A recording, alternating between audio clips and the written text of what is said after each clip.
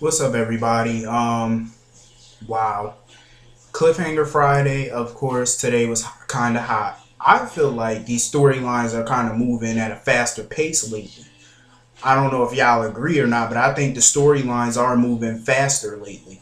Um, Diane, that's always my girl. I hate how the writers are kind of making Diane the enemy in Spinelli and Sam's eyes. Like, she's not the fucking enemy. I kind of agree with what she's saying. Like, she is an attorney, a defense attorney. I remember on One Life to Live when Trevor St. John was playing Todd Manning, Taya Delgado was his defense attorney. And, a lot of people kind of had a problem with Taya because she was defending him. But let me say this, Diane is one of the best attorneys I've seen, other than Taya Delgado, and everybody deserves a defense. No matter whether they're guilty, innocent, whatever, everybody deserves a good defense, whether they're guilty or not. That's just the way the law is. You can't discriminate. She can't drop Todd as a client, but I feel like she's a little hurt deep down because she feels like, in a way, she's betraying Sam, she's betraying Spinelli, and Spinelli and Sam mean a lot to Diane. They might not be family or nothing like that, but they're like family to her because she's been around them for years. She just met Todd. Jason was always like family to her. He was one of her closest confidants too. He was always one of her best clients. So, I could see how she feels too. Like, deep down, she feels hurt. Just because she's not lashing out and everything else, I could see the tears in her eyes today. I definitely saw the tears coming up in her eyes when she was talking to Spinelli. Um, she feels like she disappointed Jason, Sam, and Spinelli in a way. That's how I think she feels. She feels like she's disappointing them by working with Todd. But at the end of the day, it is what it is. Like, Spinelli went hard on Todd ass though. I gotta admit that shit. Spinelli went hard on Todd about the lies and stuff like that, about the kidnapping of the baby, the switch. I don't blame Spinelli. Jason was one of his best friends. Jason was like a brother to him too. A confidant, a friend, a colleague, all of that. Okay, Patrick Drake. Him and Dr. Britt, why don't y'all go take a fucking plunge in the harbor somewhere? I'm all sick of them. Like, seriously. Patrick who the hell do Patrick think he is? Talking about Jason ain't nothing but a murderess. You son of a bitch. I'll go sit down somewhere with your self-righteous ass. I cannot stand Patrick sometimes when it come down to Jason and the mob and stuff like that. I understand you don't like the mob and all that. Not everybody do, but still, Jason was Robin's best friend. You can't keep blaming Robin's death on Jason. You cannot keep doing that. You can't blame Elizabeth, even though I don't like the bitch, but she was right about one thing. Robin would have saved, what she did for Jason, Robin would have done for any patient.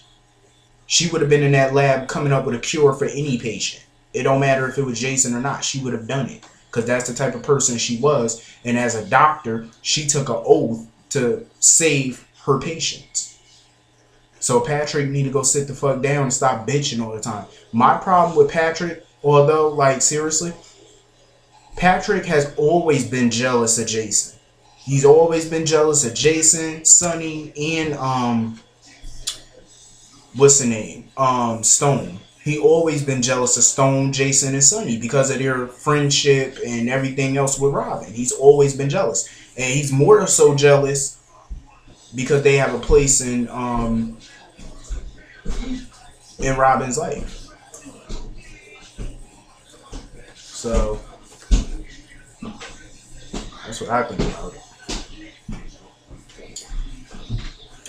Um,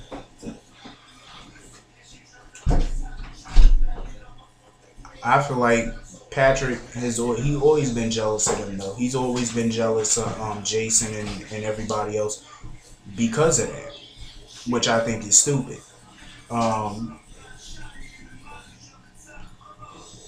The Lulu Maxi scenes, one of the funny scenes. I don't get why Maxi keep on hating on that girl, Ellie.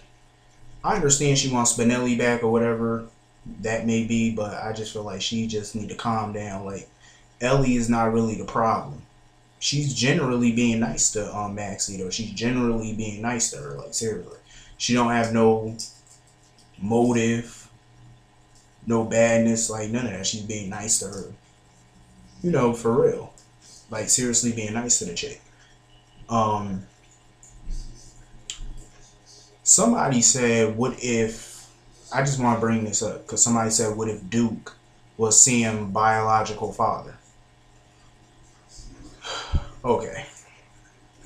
That would be ridiculous, but possible. I never knew, I don't think, I wouldn't put it past her, but I don't think Alexis even knew Duke back then, did she? Did Alexis even know Duke Lavery back then when, you know, she got pregnant or whatever like that?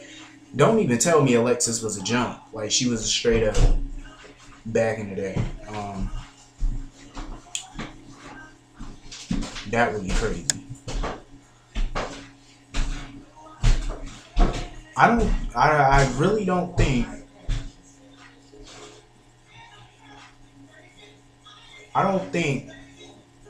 Alexis knew Duke back then. She probably did. But how the fuck could Alexis not know who Sam's father was? How could she not know? There's one or two things could be happening. One, she was a hoe back in the day. That's why she don't know. Two, she do know who Sam's father is, but she's probably protecting Sam from her father. You know, her father could be a criminal or a dangerous person, and she's protecting her from him. That could be either one or two scenarios. That's all I could think about, because I don't get how Alexis don't know who the father is. I don't understand that. Do we need to call Maury Povich? Do we need to call the Maury show and get one of those DNA tests? Maybe. Never know. Alexis probably, I know she is a little undercover freak, so you never know. Anyway. John McBain. Who the hell he think he is just walking in Jason's apartment like that? Get out of Jason's house, please. Don't go in Jason's house. I just feel so. I know a lot of people like John McBain and stuff like that, but I just feel uncomfortable when he's around Sam and the baby and he's just walking up in Jason's house. I feel uncomfortable because I just feel like he's trying to move in on Jason's life, and I don't like that shit. But you know what? I'm glad that he's there for her. You know, he's somebody who she can talk to, she trusts or whatever like that, you know, in her time of need. But, bitch, don't get too comfortable with Sam and that baby. Do not. I will come to Port Charles and fuck somebody up. Don't play.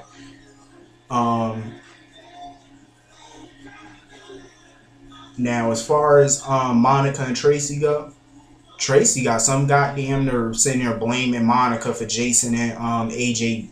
Well, I'm not gonna say AJ's death, but their demise. Monica not at fault for what happened to AJ and Jason. How is she at fault for that? And Tracy got some damn nerve talking about Monica's kids. Bitch, your kids don't even talk to you. Like, seriously, Dylan don't talk to her. Ned don't talk to her. So don't be going around acting like you're the better parent, because you're not. My God, when AJ was up in there, I was like, oh shit, it's about to go down. I cannot wait for Sonny, Michael, Carly to see AJ. It's gonna be some shit. My goodness, AJ Quartermain. I never thought I'd be this happy to see AJ again. I never thought of that. I swear, I know a lot of people don't like AJ, but he about to start some shit. He about to raise some hell in Port Charles. And I can't wait. Dr. Britt, she need to go sit her thirsty ass down somewhere because I'm sick of her. She's like a non-factor. When Robin come back, it's gonna be some shit, and I hope Robin beat the shit out of her. Anyway, I'm gonna cut this video short today because I don't know if we're gonna be able to do a video. I don't know if I'm gonna be able to do a video on Monday because everybody know this storm is coming, Hurricane Sandy or whatever they want to call it. So my power, everybody power might be out. So I am so sick of these fucking storms. They be getting on my nerves now. Please. Anyway, I see everybody. Hopefully Monday I'll see everybody. Hopefully. But if not, have a great weekend. I'll see you everybody hopefully Tuesday. I'm out. See y'all later.